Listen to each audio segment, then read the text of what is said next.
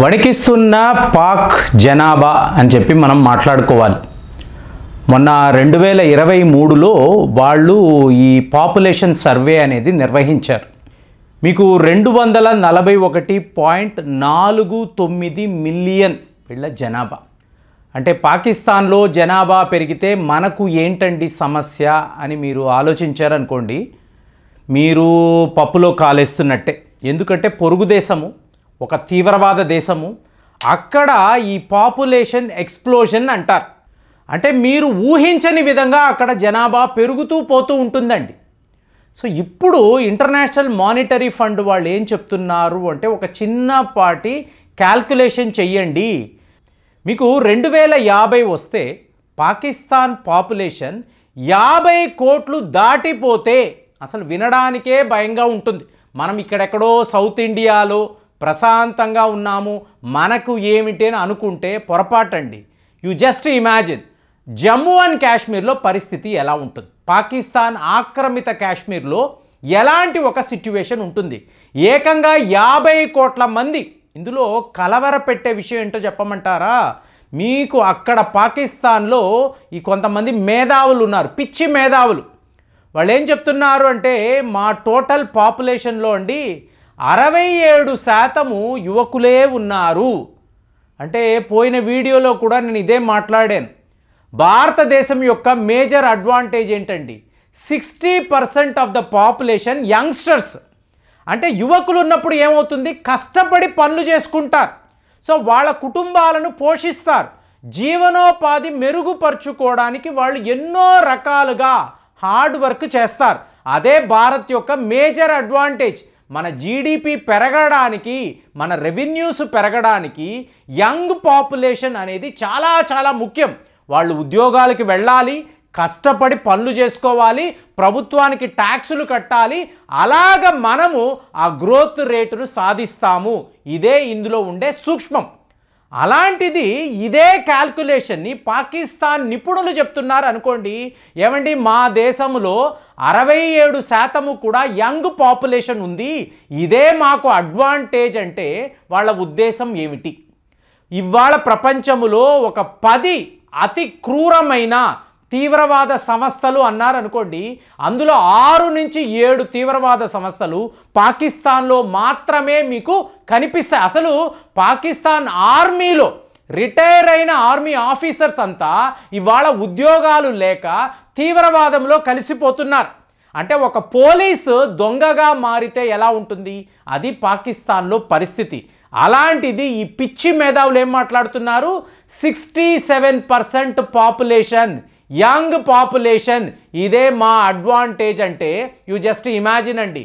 అంటే మీరు తీవ్రవాదులను పుట్టగొడుగుల్లాగా పెంచడం కాదండి, అక్కడ మీకు విత్తనాలు ఉన్నాయి. ఎటు చూసినా కూడా మీరు తీవ్రవాదులను తయారు చేయొచ్చు.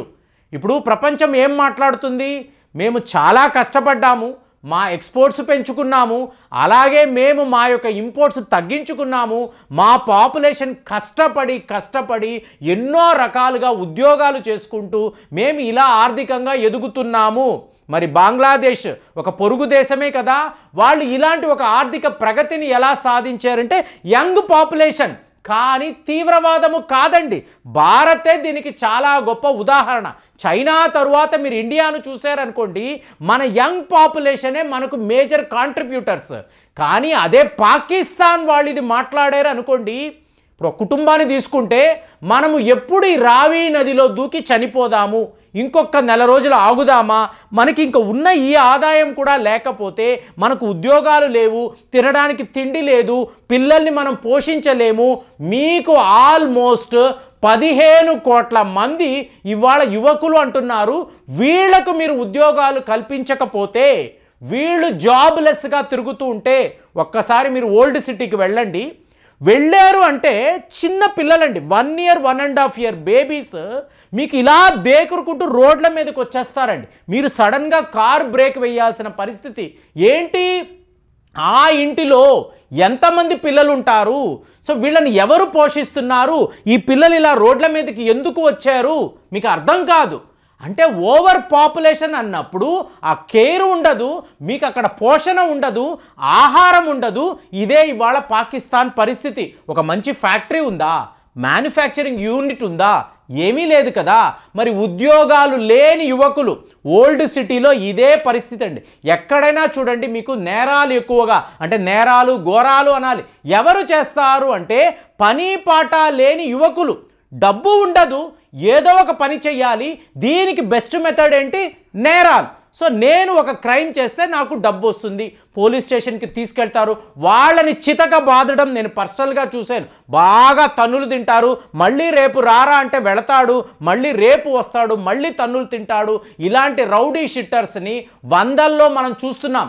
ఎందుకు వీళ్ళ తయారవుతారు? ఇప్పుడు జస్ట్ చూడండి, అరబ్ దేశాలకు వీళ్ళు వెళ్తారండి, పాకిస్తాన్ నుంచి యువకులు వెళ్తారు. చాలా జాగ్రత్తగా మనతో అంటే భారత్కు సంబంధించిన యంగ్స్టర్స్ వీళ్ళతో కలిసిమెలిసి వీళ్ళు ఉద్యోగాలు చేసుకుంటారు, సంపాదించుకుంటారు, పాకిస్తాన్కి పంపిస్తారు. ఇదే యువత మీకు ఒక యూకేలోనో యుఎస్లోనో కెనడాలో చూడండి మీకు ఎలా ప్రవర్తిస్తారంటే, ఎంత వైలెంట్గా ఉంటారంటే. తేడా ఏంటి? అరబ్ దేశాలలో చట్టాలు అనేవి చాలా చాలా స్ట్రాంగ్ అండి. శిక్ష వేశారు అంటే మీరు తప్పించుకోలేరు, చేతులు కాళ్ళు కట్ చేసి పడేస్తారు. ఈ భయం ఉంది చూసారా, అక్కడ వీళ్ళు నేరాలు చెయ్యలేరు. అదే యుఎస్, యూకే, కెనడా వేరే దేశాలు అన్నారనుకోండి, డెమోక్రటిక్ కంట్రీస్, అంత మీకు స్ట్రాంగ్ చట్టాలు ఉండవు. కాబట్టి ఏదో ఒక రకంగా బెయిల్ అంటారు, అడ్వకేట్స్ అంటారు, తప్పించుకునే మార్గాలు ఉంటాయి. కాబట్టి అక్కడ క్రైమ్ రేట్స్ అనేవి విపరీతంగా ఉండడం, ఇది మీకు పాకిస్తాన్ యువకుల్లో క్లియర్గా చూడొచ్చు. ఇలాంటి ఫెసిలిటీ ఏమీ లేని, అంటే అడుక్కోవడానికి కూడా అవకాశం లేని యువకులు పాకిస్తాన్లో ఉంటే వీళ్ళు రెండింతలు మూడింతలు పెరుగుతూ పోతూ ఉన్నారనుకోండి. 2050 వచ్చే నాటికి 50 కోట్ల మంది, అందులో మీకు 67% యువకులే ఉంటారు. మరి ఇంతంత మంది పుట్టగొడుగులా పుట్టుకు వస్తూ ఉంటే వీళ్ళకి పనులు లేకపోతే వీళ్ళు ఏం చేస్తారు? 100% వీళ్ళు తీవ్రవాదంలోకే వస్తారు. భారతదేశం యొక్క సైన్యం ఎంతండి? 13 లక్షలు. ఆ టైంలో మీరు ఒక 20 లక్షలు అనొచ్చు. కానీ ఇక్కడ 15 కోట్ల మంది, 20 కోట్ల మంది యువకులు ఉద్యోగాలు లేకుండా తుపాకులు పట్టుకొని మేము తీవ్రవాదంలోకి వస్తాము, మీరు ఒక పూట ఆహారం పెట్టండి చాలు అంటే పొరుగు దేశమైన భారత్ ఎంత ప్రమాదంలో ఉంటుంది. మీరు యుద్ధము చేయొచ్చండి, కానీ తీవ్రవాదులు ఎక్కడెక్కడి నుంచి ఎలా వస్తారు, వీళ్ళు ఎవరి మీద కాల్పులు జరుపుతారు, మీకు ఏ ఏ దేశంలోకి. ఇవాళ పాకిస్తాన్ యొక్క మేజర్ అడ్వాంటేజ్, మేజర్ ఎక్స్పోర్ట్స్ ఏంటండి? ఓన్లీ తీవ్రవాదం. మీరు ఇరాన్ అనండి, టర్కీ అనండి, ఇవాళ పాలస్తీనియాలో జరుగుతున్న యుద్ధము అనండి, ఐఎస్ఐఎస్ అనండి, ఈ తీవ్రవాదులు అందరితోనూ వీళ్ళకి క్లోజ్ క్వార్టర్స్లో కనెక్షన్స్ ఉన్నాయి.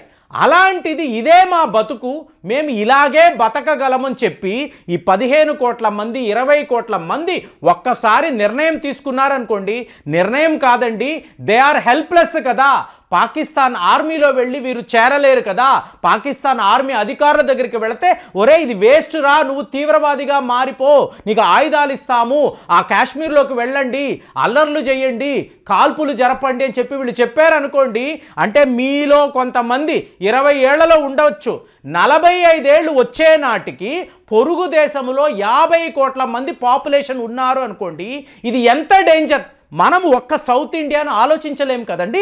ఇది భారతదేశము, మీకు ఇన్నిన్ని రాష్ట్రాలు ఉంటాయి, మన బంధువులు ఎంతోమంది అటు నార్త్ ఇండియాలో బతుకుతూ ఉంటారు. మరి వాళ్ళందరూ కూడా వాళ్ళ జీవితాలంతా కూడా ప్రమాదములో పడిపోతే మన పొరుగు దేశాన్ని ఏదో ఒక రకంగా ముక్కలు ముక్కలుగా కట్ చేయాలని భారత్ ఆఫ్ఘనిస్తాన్తో కలిసి, తాలిబాన్తో కలిసి చాలా పెద్ద వ్యూహం రచిస్తుంది. అంటే దానికి ఇదే ఫౌండేషనా?